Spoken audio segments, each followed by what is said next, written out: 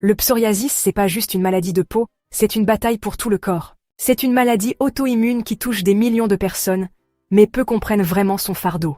Et si je vous disais que c'est lié aux maladies cardiaques, au diabète, et même à l'arthrite? Et pourquoi un truc si courant est encore si mal compris et stigmatisé? Aujourd'hui, on dévoile la réalité du psoriasis, ses causes, comment ça impacte la vie au-delà de la peau, et pourquoi la sensibilisation peut tout changer.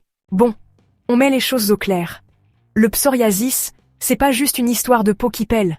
C'est ton système immunitaire qui pète un câble, qui fait un caprice, et qui attaque tes cellules de peau comme un gamin survolté avec un crayon.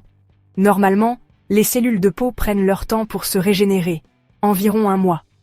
Mais avec le psoriasis, elles en produisent de nouvelles tous les 3 jours, qui s'accumulent en plaques rouges et squameuses, comme si ton corps essayait de se déguiser en lézard. Et le pire, c'est pas juste superficiel. Le psoriasis est lié à des maladies graves comme les maladies cardiaques, le diabète et même l'arthrite. Parce qu'apparemment, avoir un gros problème, c'était pas suffisant. Les déclencheurs? Le stress, les infections, les blessures, même certains médicaments peuvent faire péter les plombs à ton système immunitaire. Le froid n'aide pas non plus, c'est pourquoi l'hiver peut devenir un vrai cauchemar pour les personnes atteintes de psoriasis. Et on va clarifier un truc important. Ce n'est pas contagieux. Tu peux pas l'attraper en serrant la main de quelqu'un, en faisant un câlin, ou en empruntant le stick à lèvres de quelqu'un.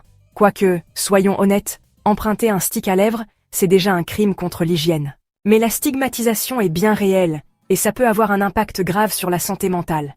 Alors, le psoriasis, c'est pas du taille unique. Il y a différents types.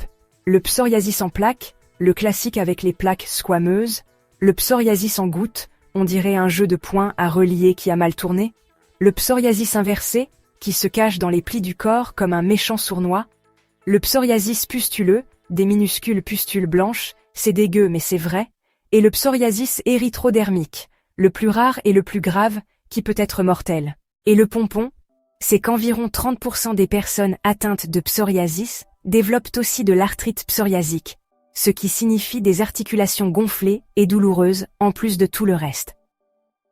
C'est comme si ton système immunitaire s'était réveillé et avait décidé de semer le chaos.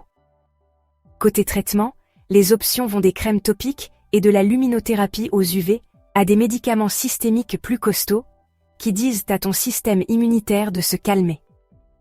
Ces dernières années, les médicaments biologiques ont changé la donne en ciblant l'inflammation à la source. Changer son mode de vie aide aussi. Bien manger, gérer son stress et éviter les déclencheurs peuvent limiter les poussées. Il n'y a pas encore de remède, mais la recherche médicale continue d'évoluer, donc il y a de l'espoir à l'horizon.